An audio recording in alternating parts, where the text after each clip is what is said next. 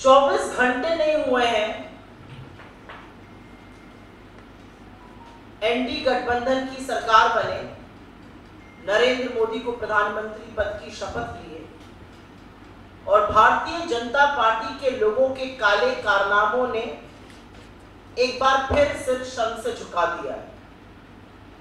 और ये जो आरोप लग रहे हैं ये हम नहीं लगा रहे हैं, ये बीजेपी के अंदर से, संघ के अंदर से उनके नेता, उनके कार्यकर्ता, उनके समर्थक लगा रहे हैं। अब जो आरोप सामने आया है उसमें बीजेपी के नेता और उनकी आईटी सेल, जिसको मैं फेक न्यूज की फैक्ट्री कहती हूं, उसके सरगना अमित मालवीय पर आरएसएस के एक नेता ने यौन शोषण का गंभीर आरोप लगाया है। संघ परिवार के नेता हैं शांतनु सिन्हा, वो बीजेपी के बंगाल के पदाधिकारी राहुल सिन्हा के भाई हैं, एबीवीपी के सदस्य रह चुके हैं, हिंदू संघ के प्रमुख हैं।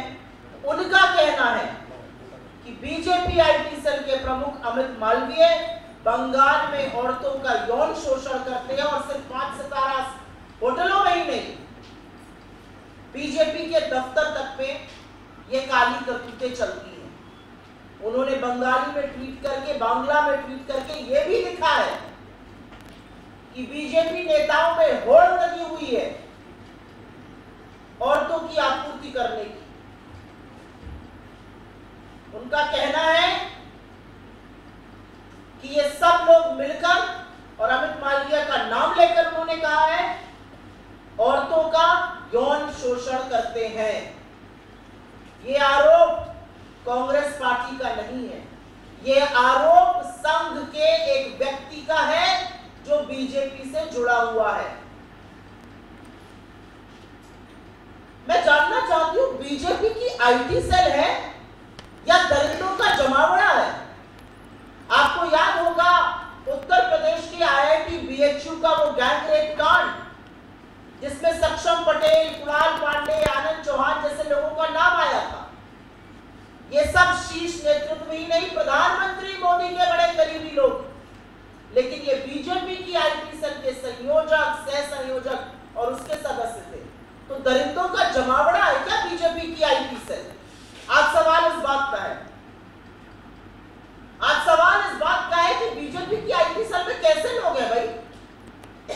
एक ध्रुव सक्सेना था, आईएसआई की मुखबिरी करते हुए पकड़ा गया था। हिंदुस्तान में मुखबिरी करता था आईएसआई के लिए। ये किन दलितों से, किन लोगों से भरा हुआ है बीजेपी की फेक न्यूज फैक्ट्री, बीजेपी की आईटी सेल? और बीजेपी में कितने महिला विरोधी लोग हैं भाई? हाथरस से लेके लखीमपुर, लखीमपुर से लेके उन्नाव, उन्नाव से लेकर चाहे वो उत्तराखंड की अंकिता भंडारी हो, चाहे वो गुजरात की बेटी बिल्किस बानो हो, चाहे वो इस देश की सबसे होनहार खिलाड़ी बेटियां हो, हर बार आरोपी बीजेपी का नेता, कभी कुलदीप सेंगर, तो कभी चिन्मय आनंद, तो कभी ब्रजभूषण, तो कभी अंकिता भंडारी का हत्यारा जिसके पिता बीजेपी के नेता है। कैसे लोगों से बीजेपी भरी पड़ी है? और सवाल इस बात का है कि इतने गंभीर आरोप आपके बड़े पदाधिकारी के खिलाफ लगे, लेकिन एक शब्द नहीं बीजेपी की ओर से, कोई प्रतिक्रिया नहीं, कोई उस पर एक्शन लेने की बात नहीं। तो आज सवाल इस बात का है कि सुई टपक सन्नाटे का सच क्या है? किसको बचाया जा रहा है? क्यों बचाया जा रहा है? किसके कहने पर बचाया जा रहा है? अगर इतना बड़ा आरोप किसी बीजेपी के बड़े पदाधिकारी पर लगा है तो बीजेपी का नेतृत्व क्या कर रहा है? नरेंद्र मोदी किस मुंह से महिलाओं की संरक्षण की बात करते हैं जब वो संरक्षण हर बार आरोपी को देते हैं? और ये महज संयोग नहीं है कि फिर से यौन शोषण का आरोप एक ऐसे व्यक्ति पर लगा जो सत्तारूढ़ दल में बड़े पद पर बैठा है, जो प्रचार प्रसार का एक तरह से प्रमुख है, जो नैरेटिव बनाता है,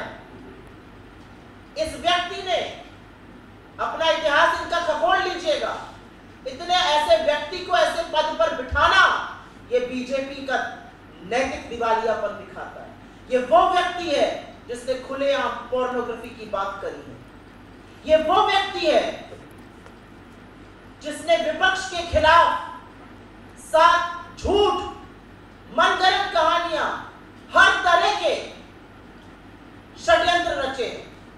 राजनीतिक प्रतिद्वंद्विता को किनारे रखकर इसने देश के प्रथम प्रधानमंत्री पंडित नेहरू तक को नहीं बख्शा।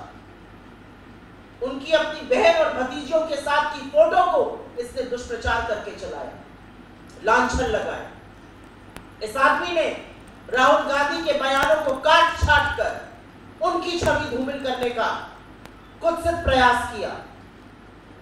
इस व्यक्ति ने तमाम मर्यादाओं को लांघते हुए सोनिया जी के खिलाफ, विपक्ष के तमाम नेताओं के खिलाफ दुष्प्रचार किया। कोई राजनीतिक मर्यादा, कोई राजनीतिक शुचिता इस आदमी ने नहीं रखी और एक ऐसी फेक न्यूज फैक्ट्री बना दी बीजेपी की जो सिर्फ झूठ, सिर्फ मनगढ़ंत कहानियां, मनोहर कहानियां रचती है, आधा सच और पूरा झूठ फैलाती है। तो आज हमारी मांग है कि आरएसएस के एक वरिष्ठ पदाधिकारी के इस बयान पर बीजेपी क्या कर रही है। हमारी मांग है कि एक निष्पक्ष जांच हो। हमारी मांग है कि सच सामने आए और हमारी मांग है कि जब तक जांच पूरी तरह से कार्रवाई ना हो जाए, सत्तारूढ़ दल के इतने बड़े पद पर एक ऐसा व्यक्ति नहीं बैठ सकता है जिस पर इतने बड़े यौन शोषण के गंभीर आरोप लगे हैं। मैं पूछना चाहती हूं, मंत्रालय आवंटन तो अभी बाकी है, लेकिन क्या कोई नया बाल विकास मंत्री जो भी बनेगा या बनेगी वो भी पहले वाली की तरह आंखों पर पट्टी और मौन व्रत रख लेगी? इस देश में राष्ट्रीय महिला आयोग तो है, वो सिर्फ विपक्ष में जब कुछ होता है तो जागती है। इसका स्वतः संज्ञान नहीं लीजिएगा, नहीं जाइएगा कोलकाता, नहीं कीजिएगा कार्रवाई। आप महिलाओं के संरक्षण, उनके अधिकार, उनके सामर्थ्य, उनके संबल के लिए है, लेकिन आपने सिर्फ गंदी घिनौनी राजनीति की है। आज भी वक्त है, जाग जाइए। मेरा अपना मानना है कि कठोर कदम उठाने चाहिए भारतीय जनता पार्टी को। हम मांग करते हैं निष्पक्ष जांच हो और वो तभी संभव है जब इतने प्रभावशाली पद से वो व्यक्ति हटाया जाएगा और ऐसे व्यक्ति को सजा भी मिलनी चाहिए और उनको अपने पद पर बने रहने का कोई नैतिक अधिकार नहीं है। आपके सवालों का स्वागत है। पहले मैं सोमों सवालों का जवाब दूं।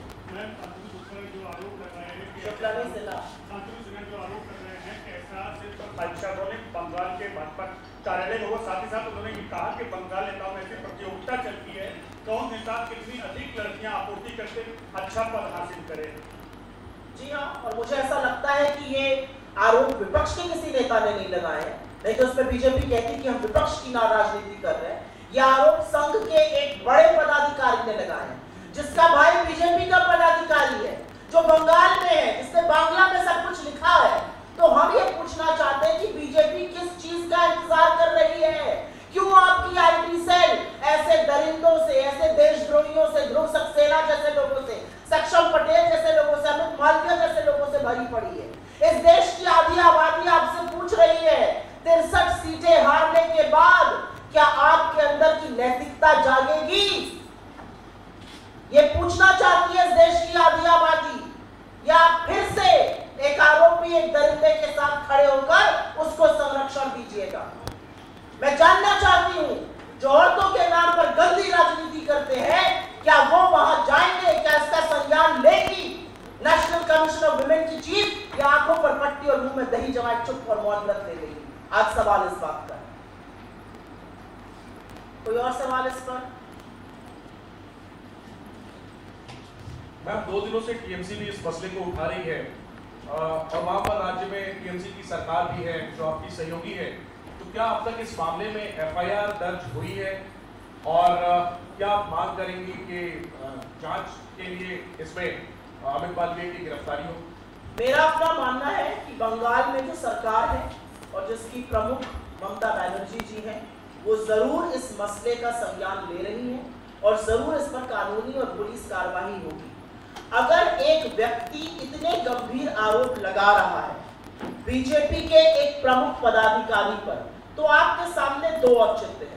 या तो बीजेपी आए और पूरे दमखम के साथ कहे कि ये आरोप गलत है, हम इनको सिरे से खारिज करते हैं, जिसने आरोप लगाया है उसके खिलाफ कानूनी कार्रवाई करके करे मानहानि का दावा। या तो बीजेपी ये करे, या बीजेपी थोड़ी सी नैतिकता दिखाए, सामने आए और बोले गंभीर आरोप में देश की आधी आबादी के खिलाफ है, आरोप बहुत संगीन है, जो व्यक्ति इतने इन्फ्लुएंशियल पद पर बैठा है पहले उनको उनके पद से मुक्त किया जाएगा, एक इंडिपेंडेंट जांच की जाएगी और उसके बाद आगे की कार्रवाई होगी। लेकिन बीजेपी की ओर से आपको सुनी टपक सन्नाटा सुनाई दे रहा है। साए साए एक शब्द नहीं बोल रही है भारतीय जनता पार्टी।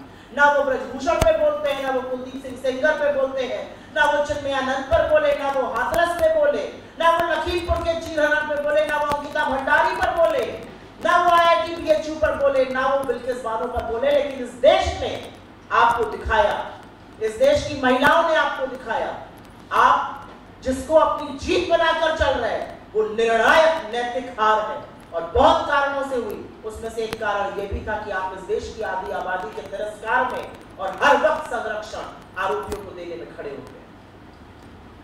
कोई और सवाल इस पर?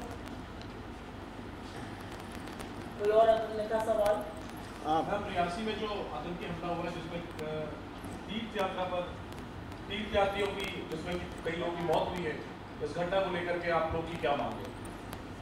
हम सबसे पहले तो अपनी श्रद्धांजलि उन सब लोगों को देते हैं जिनकी जान गई, उन सब परिवारों को हमारी संवेदना है। जो घायल हुए उनके शीघ्र स्वास्थ्य लाभ की हम प्रार्थना करते हैं।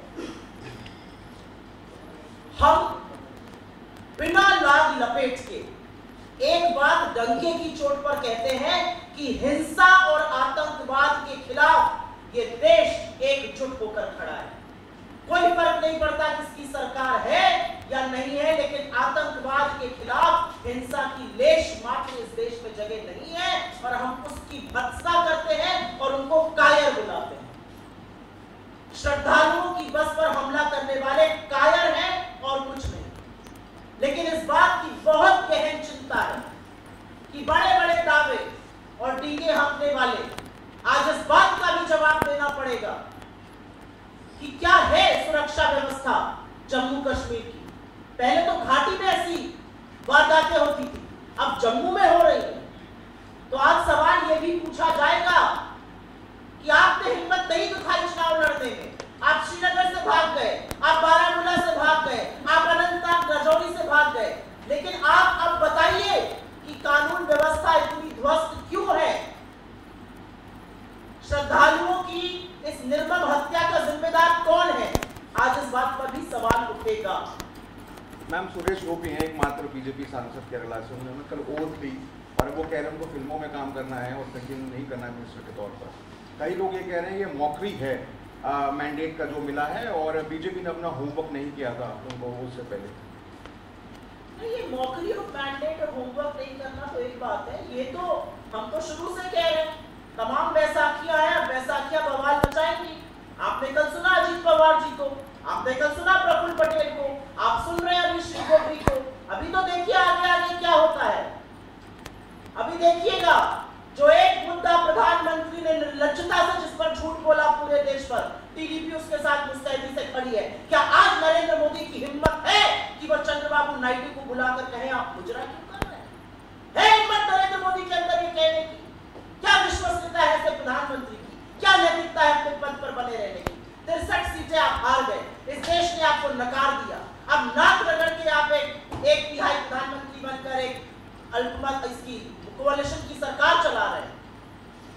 आपने जिस नीतीश के डीएनए पर सवाल उठाया था, आज आप उनके सामने नतमस्तक होके पड़े। तो आज पूछना पड़ेगा ना आपसे। आपका सांसद कहता है कि मुझे बनना ही नहीं है, मैं बनना ही नहीं चाहता हूं, मैं तो पिक्चरों में काम करना चाहता हूं। ये इस देश के लोकतंत्र का माहौल है और इसका सबक जनता अभी और आने वाले दिनों में सिखाएगी। अभी तो जनता ने खड़े होकर सिखाया है सबक। बस आपके अहंकार का अंत होगा, ये